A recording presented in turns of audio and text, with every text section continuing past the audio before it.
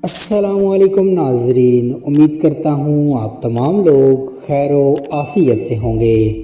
ہمارا آج کا ٹاپک جہنم کی ہولناک سزائیں۔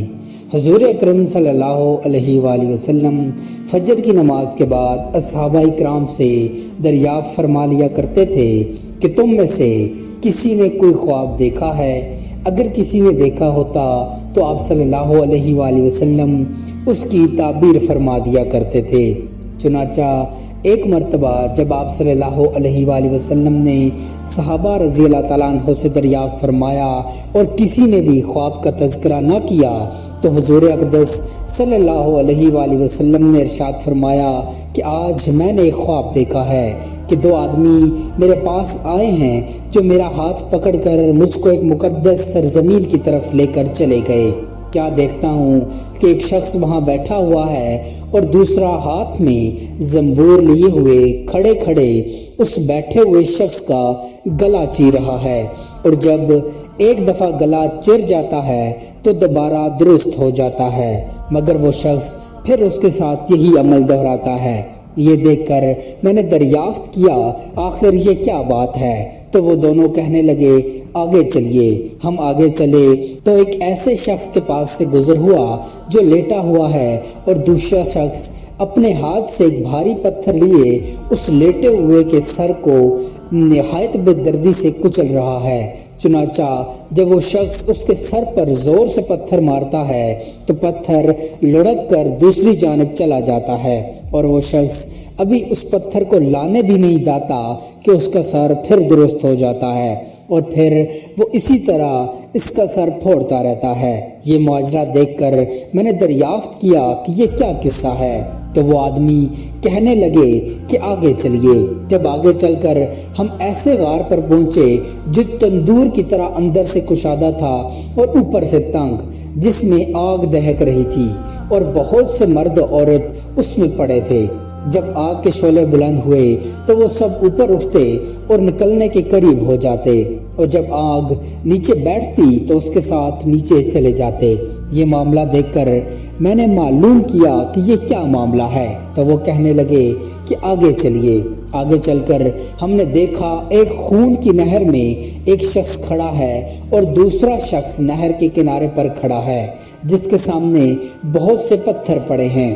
جس وقت اندر والا شخص نہر کے کنارے کی طرف آتا اور نکلنا چاہتا ہے تو کنارے والا شخص زور سے اس کے منہ پر پتھر مارتا ہے اور وہ پھر اسی جگہ واپس پہنچ جاتا ہے، اور پھر جب وہ دوبارہ باہر نکلنے کی کوشش کرتا ہے تو پھر اس کو اسی جگہ دوبارہ پہنچا دیتا ہے۔ اس حال کو بھی میں نے معلوم کرنا چاہا تو وہ دونوں کہنے لگے کہ آگے چلیے۔ آگے چل کر ہم ایک ایسے سرسبز و شاداب باغ میں پہنچے جس میں ایک بہت بڑے درخت کے نیچے ایک بوڑھا آدمی اور بہت سے بچے بیٹھے تھے۔ اسی درخت کے قریب ایک اور شخص بیٹھا ہوا ہے جس کے سامنے آگ جل رہی ہے جس کو وہ مزید بھڑکا رہا ہے۔ پھر وہ دونوں مجھے اس درخت پر چڑھا کر لے گئے جس کے درمیان میں ایک خوبصورت مکان تھا۔ وہ دونوں مجھے اس مکان میں لے گئے۔ اتنا عمدہ مکان میں نے کبھی زندگی میں نہیں دیکھا تھا، جس میں بہت سے بوڑھے، جوان اور بچے موجود تھے۔ پھر باہر لا کر اس سے بھی اوپر لے گئے جہاں پہلے گھر سے بھی زیادہ عمدہ مکان تھا جس میں صرف بوڑھے اور نوجوان تھے۔ اب میں نے ان دونوں سے کہا تمام رات مجھے لیے پھرتے رہے ہو، آخر ان اسرار کے حقائق سے مجھے بھی تو آگاہ کرو۔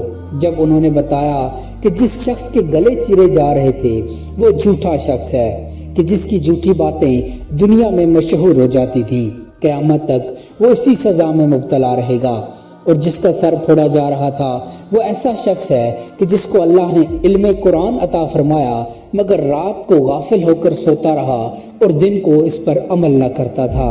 قیامت تک وہ اس عذاب میں مبتلا رہے گا، اور آگ کے غارے میں زناکار پڑے ہیں اور خون کی نہر میں سود خور ہیں۔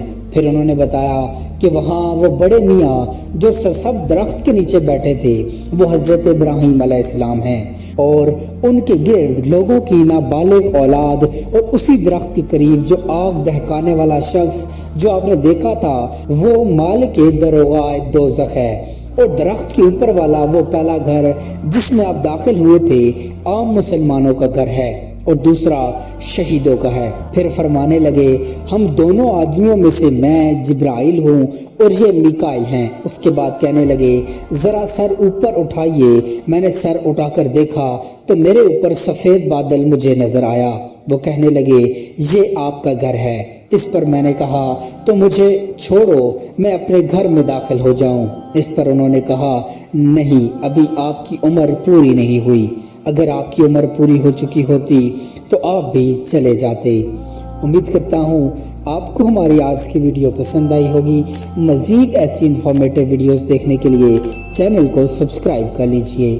جزاک اللہ خیرہ۔